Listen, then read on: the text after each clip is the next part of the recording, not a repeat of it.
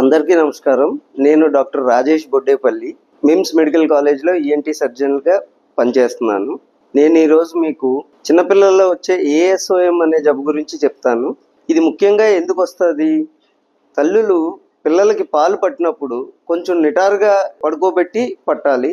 మరీ ఎక్కువ పడుకోబెట్టినా దానివల్ల ఆ పాలు ముక్కులోకి చేరి తద్వారా చెవిలోకి చేరే అవకాశం ఉంది. అదే కాకుండా చిన్నపిల్లలకి వచ్చే జలుబులు, దగ్గు ఇలాంటివి ఎక్కువ జలుబు వచ్చినప్పుడు చీదించిన ఇలాంటిది ముక్కులోంచి ఇన్ఫెక్షన్ అనేది చెవిలో చేరుతుంది.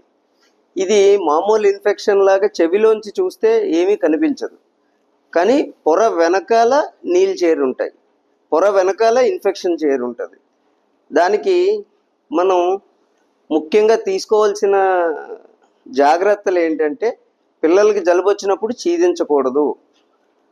అదే కాకుండా ముక్కులో చుక్కలు వేసుకోవాలి. తర్వాత టైంకి ట్యాబ్లెట్లు వేసుకున్నందువల్ల ఏమవుద్దంటే కన్నం పడి చెవికి ఆ ఇన్ఫెక్షన్ అనేది చెవిలోంచి నాడి కారే అవకాశం ఉంది.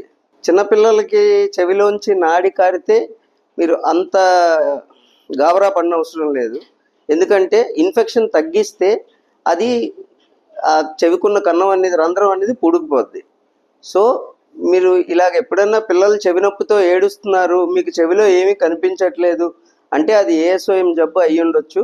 మీరు వెంటనే ఒక ఈఎన్టీ డాక్టర్ని కన్సల్ట్ చేసి ఓటోస్కోపీ అంటే చెవిలోని ఇన్ఫెక్షన్ ఏమన్నా ఉందా అని చేయించుకుంటే ఈ జబ్బు తగ్గే అవకాశం ఉంది.